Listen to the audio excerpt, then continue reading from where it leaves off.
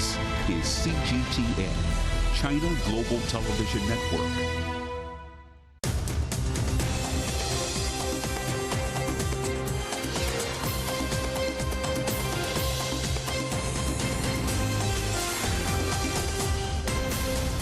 Live from London, this is The World Today.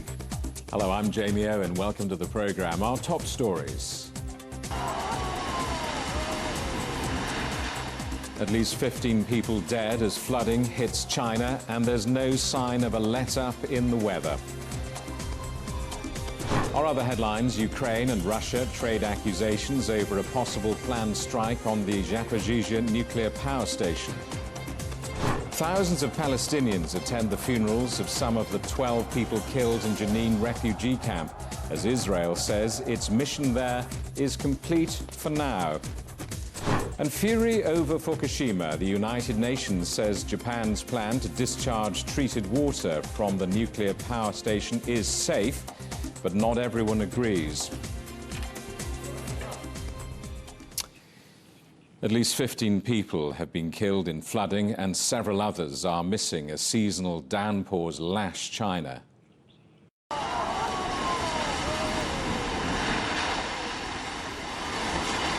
All of the Chongqing region is at risk of flooding, while tens of thousands of people have already been moved from neighbouring Sichuan province. China's President Xi Jinping has called for greater efforts to protect the public from extreme weather.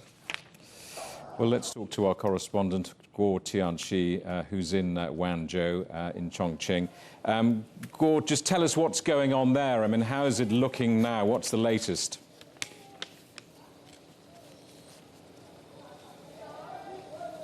Yes, Jimmy, as you can see, the rainstorm has already stopped and the flood is already receded. And where I am is called the Wuqiao community, one of the worst affected area in Wanzhou district in Chongqing municipality. And just about 50 meters away, there is a river called Wuqiao River, and it's a first-class tributary of the Yangtze River, and because of the huge rainstorm, it's surged. And also because this community is in a rather lower-lying area, so the stores alongside the roads were being flooded about 1 to 2 meters. But some of the store owners are coming back because of the water is retreating. And also they are taking their merchandise out to dry them out. The reason why the once evacuated residents can come back to this area is because this area is considered the orange level area, which means it's not very dangerous. And also the cleaning up work was completed today, and the electricity was restored this evening, so they're allowed to come back. And but other areas that are considered at the red level area, which means they're still very dangerous to be flooded again. Also, the electricity supply and water supply were not restored, and the cleanup will be completed in 2 days. Well, in the whole district, the government has already sent about 2,500 rescue workers to participate in the rescue. They're including firefighters, police officers, soldiers, and their main job right now is cleaning up, since the first round of the rescue is wrapping up because of the receding of the flood. But they're also very actively helping people to rebuild their field and building so that the residents can come back to their hometown and come back to normal life as soon as possible. And the whole area also have about 200 household collapsed, and about 11,000 personnel was relocated, and most of them are living with their relatives, and the rest of them are living in the hotels. Jimmy. So this region has obviously been devastated by the flooding, whereas other parts of China are seeing intense heat waves.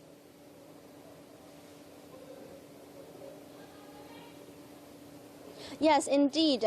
Well, the heat wave is striking the whole country. Apart from the northeast provinces, most of the country will experience a hot summer this year. The heat wave already hit the north and middle part of China, including Hebei, Shanxi, Inner Mongolia, and Gansu provinces, and also including the eastern coastal provinces such as Jiangsu, Zhejiang, and even the northern part of Fujian province. Also, the meteorological experts believe that the reason why the heat wave is so severe is because of the dry atmosphere in the above-mentioned area, and because the rainfall in those areas is relatively lower than average. Jimmy. Guo Tianqi, thank you very much indeed for that. Our correspondent Guo Tianqi in Wanzhou in Chongqing.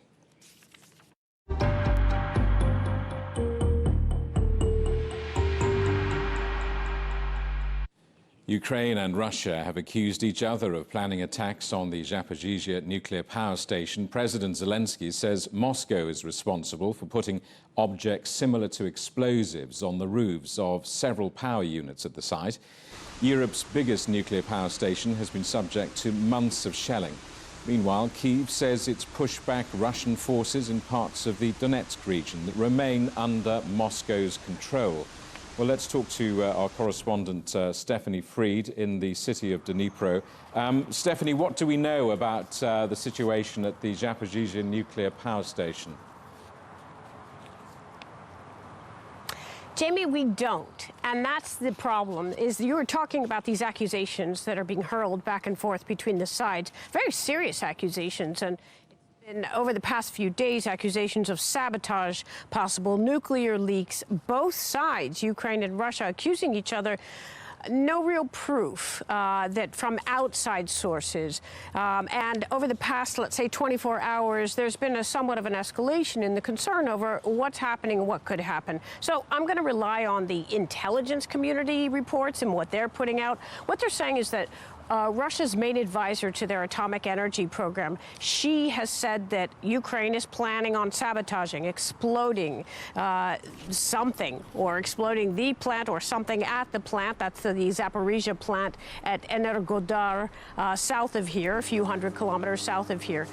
Ukraine's military says, as you were saying, also President Zelensky, that Russia has planted explosives on two cores, which may not blow up the plant, may not cause a huge disaster, could just cause a leak. And at the same time that we're hearing these reports, Ukraine's health ministry is issuing advisories on this is what to do in case there is a radiation leak. Bottom line, again, from these same intelligence community sources, they're saying that they believe that if there is an advance on the part of Ukraine's army toward the Zaporizhzhia plant, that's a region Russia has controlled since last March, yes, things could escalate. Don't know which side, but let's listen to President Zelensky's very, very clear accusations.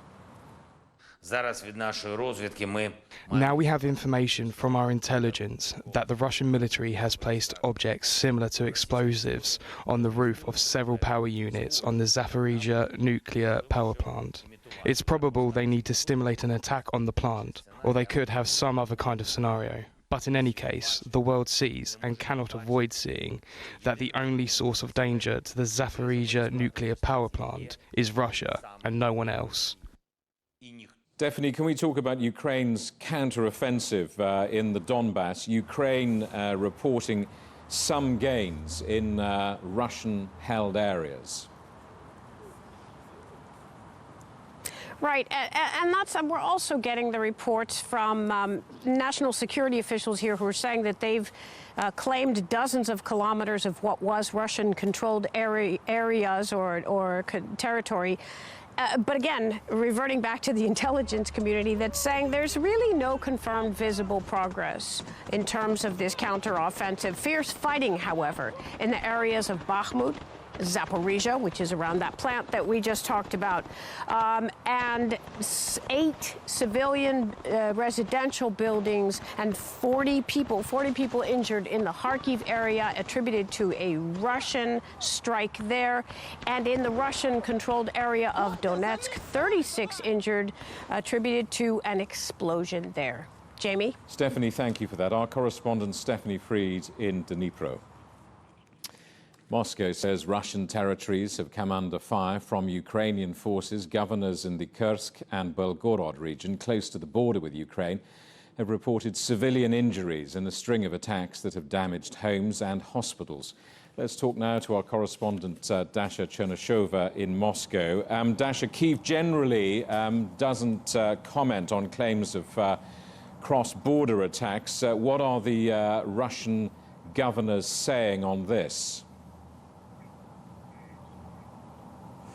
Well, indeed, the two Russian regions close to the Ukrainian border, this is the region of Kursk and Belgorod, have once again become victims of the shelling, which the governors of those regions say is coming from the Ukrainian side. Now, we understand that there has been series of attacks against the Belgorod region, most recently against the town of Valuki, where the shelling has lasted for about an hour. That's according to the local governor, Vyacheslav Gladkov. He said that shelling has been carried out using Grad MLRs. He was also saying that the series of the objects have been intercepted by the Russian air defense systems, including a drone, and he said at least 8 private houses were damaged in the attacks. But previously he had been saying about the attacks in other areas of the region, including in the Graivoron district and Shebekino district, which have become victim of the increased shelling from the Ukrainian side in early June. In Kursk region, the governor Roman Starovoy has also been saying that the shelling has been taking place, that was taking place in the village of Tyotkina. Under fire there was the residential house as well as a school. And certainly this is not the first time that Russian regions close to the Ukrainian border are saying that they are coming from the shelling from the Ukrainian side. Ukraine, however, has not provided any comment to that, but certainly Moscow insists that this is the continuation of what is described in Moscow as the targeting of the civilian objects within the Russian Federation.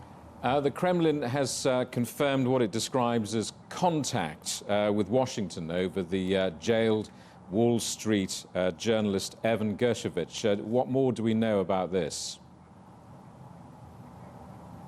Well, indeed, in the daily press briefing by the Kremlin spokesperson Dmitry Peskov, he said and he commented on the possibility of a swap of Evan Gershkovich, who is an American journalist who is accused of espionage in Russia, and Vladimir Dunayev, the Russian national who is now in the U.S. on the cybercrime accusations. We understand from the Kremlin that indeed the contacts are taking place. There are certain contacts, according to Dmitry Peskov, but Moscow says they do not want to discuss those contacts in public. They say that those contacts have to be carried out in silence. But this has always been the position of the Russian leadership when it comes to the possibility of any swap. It was the case when the exchange of Brittany Griner and Viktor Bout was discussed as well. So Russia is calling for silence in these matters. He didn't provide any more details, but added that the lawful right to consular contacts must be ensured on both sides. But of course, these comments are coming following the visit by the U.S. ambassador to Russia, Lynn Tracy.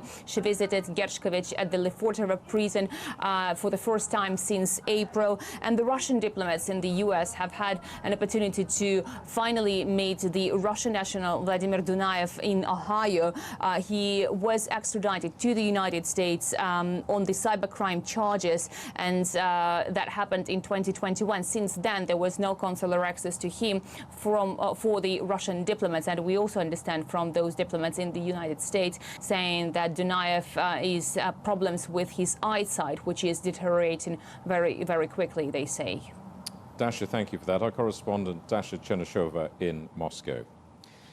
South Korea says a reconnaissance satellite from the DPRK that fell into the sea last May had no real military use.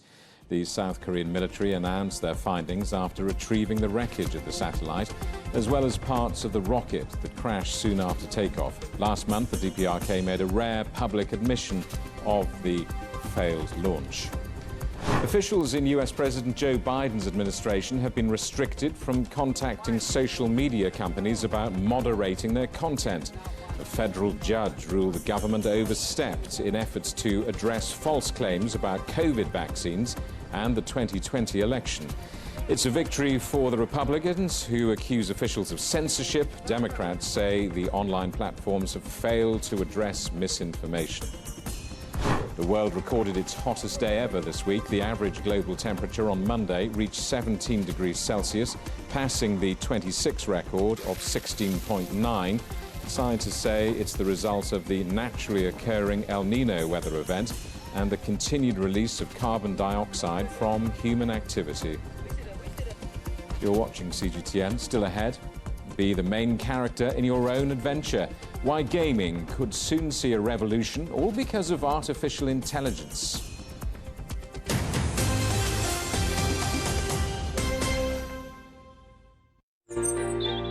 Ever wondered what's the difference between a bear and a bull market?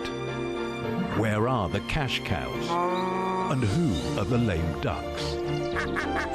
And what exactly are black swans, grey rhinos, and unicorn companies?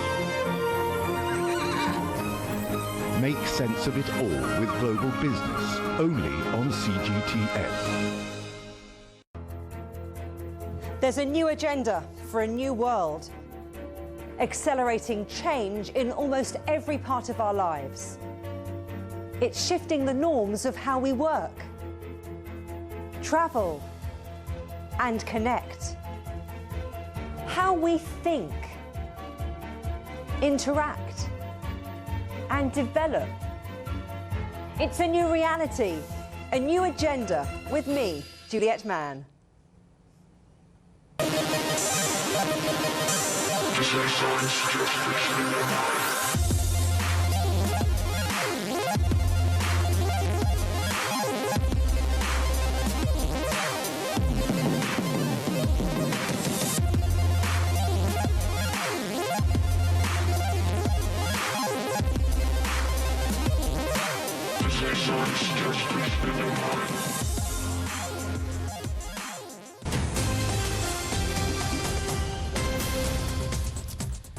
Hello, welcome back. A reminder of our top stories. At least 15 people have died as flooding hits China, and there's no sign of a let-up in the weather.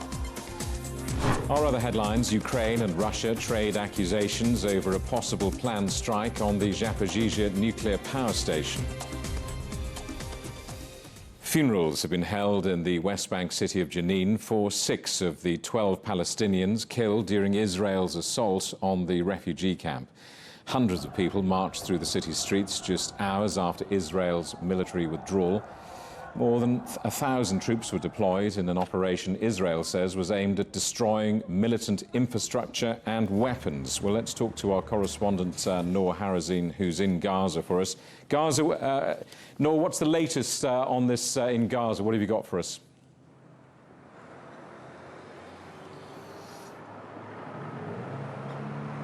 Well, the Israeli forces evacuated the Jenin refugee camp after 2 days of this military operation.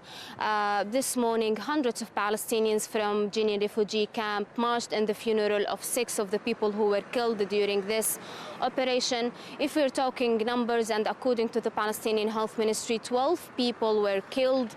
4 of them are teenagers under the age of 18. More than 100 were injured, and from the Israeli side, the Israeli military said that 1 Israeli soldier was killed during this Israeli operation on Jenin. This morning, the Palestinian Prisoners Ministry issued a statement saying that more than 300 Palestinian men were arrested from the Jenin refugee camp during this Israeli operation. At the same time, this morning, the Jenin municipality said that more than 60% of Jenin's camp infrastructure was destroyed. So this means that hundreds of homes will be left without water and electricity for weeks until they manage to fix everything and everything can get back to normal in the Jenin refugee camp. Netanyahu has said that Israel's extensive activity in Jenin is not, as he described it, a one-time operation. I mean, what are we expecting to happen next?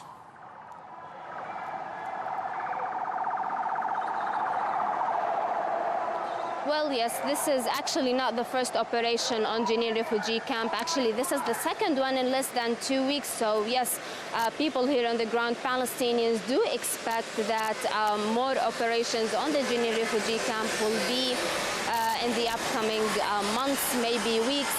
No one really knows. But, however, Jenin refugee camp is one of the camps that the Israeli military usually carry out military operations on it. At the same time, this operation has sparked anger between and among Palestinians here in the Gaza Strip and also in the West Bank. So many clashes erupted between Palestinian youth and Israeli forces in different towns and cities in the West Bank other than Jenin. Actually, here in the Gaza Strip and overnight on Wednesday, there were rockets fired from the Gaza Strip. The Israeli planes answered back by targeting several farms and sites in southern and also northern Gaza Strip. So yes, we can say that the situation is calm for now. However, there is tension and everyone is expecting an Israeli escalation at any time. Noor, thank you for that. Our correspondent Noor Harazin in Gaza. The United Nations nuclear watchdog has been visiting the Fukushima nuclear power station and speaking to people living nearby a day after giving the go-ahead to a controversial plan to discharge contaminated water into the ocean. The plant was damaged by an earthquake and tsunami back in 2011. Rafael Grossi has been seeking to reassure people living nearby that Tokyo's discharge plans are safe. Our correspondent Jack Barton reports. The Director General of the UN's nuclear agency, Rafael Grossi, meeting with officials, fishermen and locals in Fukushima, having already given the green light for the release of contaminated water from the Daiichi nuclear power plant. The head of the local fishing association told Grossi his group remains opposed to the plan. The doubts and the concerns that Grossi responded that he did not have a magic wand to dispel doubts, but that the UN agency is committed to the scheme. we are going to stay here. We are going to stay here with you for decades to come, until the last drop of the water which is accumulated around the reactor has been safely discharged.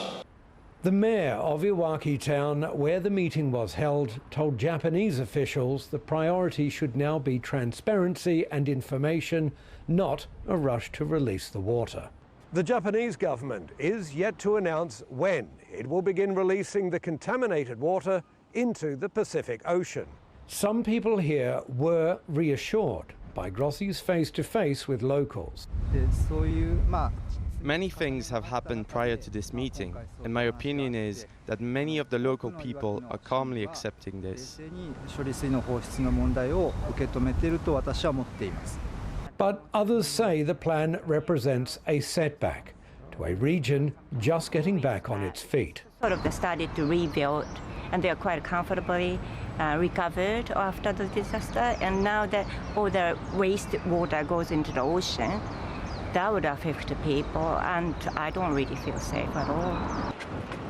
After the meeting, Grossi visited the Fukushima Daiichi nuclear power plant. It is here that the IAEA is setting up its permanent monitoring team to oversee the discharge of the water. By and large, I think that all the basic elements are in place in case the government takes a decision to move forward with this. After Japan, Grossi heads to countries including South Korea and the Pacific Islands, where there are lingering concerns over the release. Jack Barton, CGTN, Fukushima. The gaming industry has long made use of the latest technology like virtual and augmented reality. Now, artificial intelligence could help gamers go one step further, allowing them to create their own characters and even their own games in just a matter of a few seconds. Our correspondent Mark New reports. It may look like I'm aimlessly staring at a wall, but inside my augmented reality headsets, I'm meeting an owl. I haven't seen you around here before. Welcome to the Redwood Forest. My name is Wall, and I'm a northern sawwood owl who has lived here my whole life. May I ask what your name is? My name is Mark. Nice to meet you, Mark. I don't meet a lot of humans, but I do listen in on their conversations sometimes. The gaming company Niantic has teamed up with Liquid City to use generative AI to form Wall's personality. Wise guy? I've been called many things, but that's a new one. I prefer the term quick-witted or eccentric. But hey, if the shoe fits. You get to actually direct the conversation, and Wall is more like a partner. I guess we're really interested in this possibility for a future where it's not just Wall, but there are many AI agents that could be everywhere, and they could be your partners in learning and playing and doing many different things. Allowing a user to fill a game with lifelike characters is the goal of in-world AI. That's a very human interpretation of the idea. You literally just write who this person is. You can talk about core motivations they have. If you want, you can add flaws and insecurities. In-World AI's partnerships manager shows me how I can type in my characters' interests and hobbies and then fine-tune their personality. So these characters have emotions, they have personalities, memories, and backgrounds that you can give to them. But this is going to influence the way they speak to you, the words they choose, the inflection of their voice. And what can artificial intelligence do for game generation? Well, I'm here with the game Oxworld, where the idea is to dream up a scenario. So let me input this. How about, let me dream ocean with cars as sea life. In seconds, AI generates my game. Yeah, there is the ocean. In private testing right now, Oxworld is a multiplayer online game that is ever-changing. It will try to understand your intention. So the intent engine basically tries to create a new formula out of your thoughts. The more times a similar idea is entered, the smarter the AI engine gets at understanding and building a game. The initial development of a video game informs what its future is. So we've broken that down and we've said, no, people's understanding of what they like should be aligned with the understanding of what the game is offering and how the game is designed. Now, this requires breaking the entire sort of game development system. When asked whether game designers should be worried about AI taking their jobs, Kusha said no. He believes it's the human component that still sparks the creativity that AI can more quickly generate for more players around the world. Mark New, CGTN, San Francisco. And finally, thrill seekers on a Wisconsin roller coaster got a longer ride than they expected after it malfunctioned, leaving them hanging upside down. A rescue effort involving firefighters from 3 cities and 9 ambulance crews worked to free the 8 passengers, 7 of whom were children. The last person was brought down after 3 hours hanging upside down, although all of the passengers were unhurt. The headlines again: at least 15 people have died as flooding hits southwest China, with no sign of a let-up in this weather. Our other headlines: Ukraine and Russia trade accusations over a possible planned strike on the Zaporizhzhia nuclear power station. And thousands of Palestinians attend the funerals of some of the 12 people killed in Jenin refugee camp, as Israel says its mission there is complete for now. And that is the world today. Thank you for watching. There's more news on CGTN Europe's channel on the Telegram app, or scan the QR code on the screen to get stories and updates sent direct to your phone. We're back with more news at the top of this hour. Coming up next, it's World Inside. For now, from all of the team in London, it's goodbye.